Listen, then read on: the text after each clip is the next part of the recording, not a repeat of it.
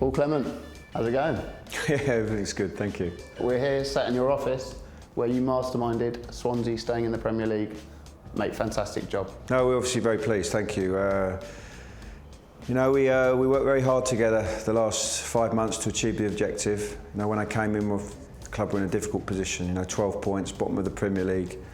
Statistics had shown that the chances of you staying up are low. When Hull lost to Palace and you knew you were safe, you were out jogging, weren't you? Yeah, after we got the really important victory at Sunderland, we put a lot of pressure on both, not only Hull but also Crystal Palace as well. Of course, yeah. I thought long and hard about what I was going to do the next day when that game came on, whether to watch it, have it on in the background, whether to try and go and do something else. So I actually went out for a run. It was a lovely day in Swansea, run along the beachfront. But unfortunately, I can't run for 90 minutes. So I got home before the end of the game. You managed half time, yeah? Yeah, pretty much. Got into the apartment, didn't put it on for a little while. Then I thought, I've got to do it now. There's no influence I can have. I just might as well watch it. When I turned it on, Crystal Palace were winning 2-0. What did you do when you saw the scoreline 2-0? Were you giving it a bit of that? No, I had to check like 3 times to make sure that was what I was reading. Shortly after that, they got a penalty.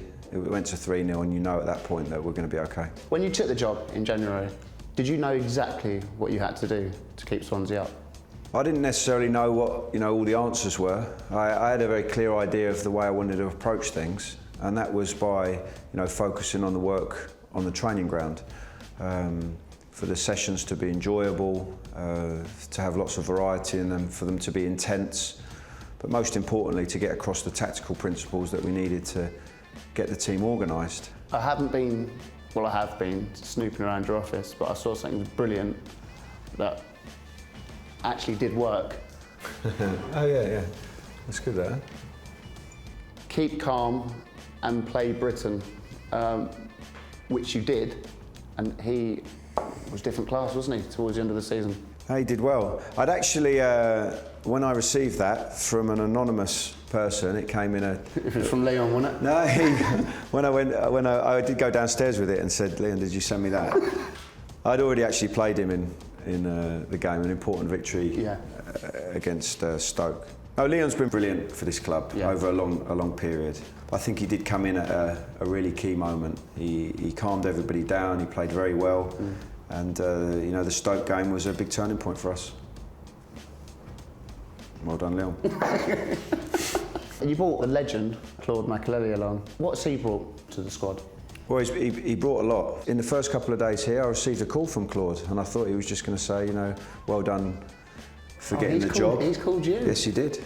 Yes, he did. Obviously, I knew Claude from Chelsea, and I worked with him for 1.5 years as an assistant at Paris Saint-Germain. Yeah. The call surprised me because Claude said, I really think I can, come and help you, and I would like to do that. Is there the possibility?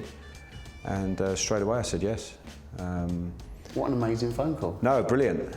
Really happy that he did it. He came in, had an immediate impact and close relationship with the players. He gained their instant respect based on what he did as a player. Yeah. He speaks French, he speaks Spanish, so having those language skills in a multicultural dressing room like that we've got was also a big help.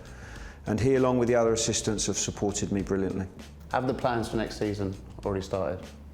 Yeah, they've been going on since the start of January anyway, particularly on the recruitment side where you're monitoring players both here in the United Kingdom but also in Europe as well. Now, what we know now is that the level that we're going to be playing at, so we can focus that much more on the details of getting the recruitment right to make sure that when we get to the first game of next season, we're starting off very strongly. You know John Terry, you were at Chelsea with him, you're quite good friends with him. He's out of contract at Chelsea, which obviously I'm gutted about. How much would you love him here? Well, I like John a lot, first of all. He's had a magnificent career at Chelsea. And I know him personally. I've spent time with him away from the pitch. We've played regular golf together. Ashley Cole was the other one that we used to play with. He's good, isn't he, John? He's very good. He's very good. Better than you? Left-hander. I know.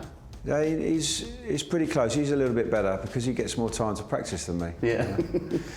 But you know, I would like to have that opportunity. I'm not sure whether it's realistic, to be honest, because... Have you spoken to him? Not yet. I think you know, just the fact that we've had a really busy time, and he's coming into a very, very important time as well himself. You know, they've just secured the title, but coming into his last week at the club, where he's been for pretty much his whole life, he's got more important things on his mind. Because of your fantastic work here at Swansea, you have been nominated for Manager of the Season.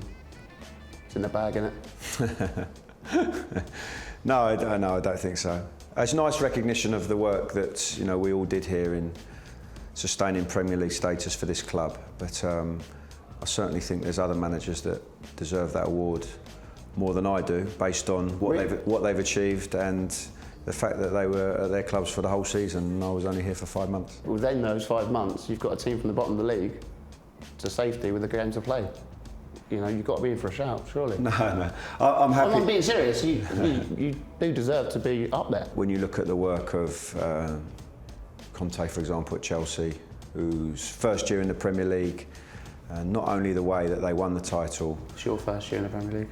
Yeah, but they did it with a certain style and identity. Pochettino at Tottenham, another really strong season. He's pushed that club forward again. You know, I think one of those two would be a good winner for me. Well, Paul, thank you so much for having me. Thanks for coming down. Absolutely fantastic job. Appreciate it. Thanks a lot.